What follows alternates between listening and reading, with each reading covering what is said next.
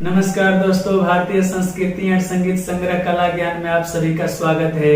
आइए आज मैं एक सॉन्ग लेकर आया हूँ, कल्पना जी का गाया हुआ ही बहुत ही प्यारा सॉन्ग है। अब की छोड़ के जी हमारा के बहरवा ये बलमू जी। वीडियो पसंद आए तो चैनल को लाइक कीजिए, सब्सक्राइब कीजिए और बेल आइकन को दबा दीजिए ताकि आगे बनाऊं जो भी वीडियो तो सबसे पहले आगे आपको पहुंचे। आइए।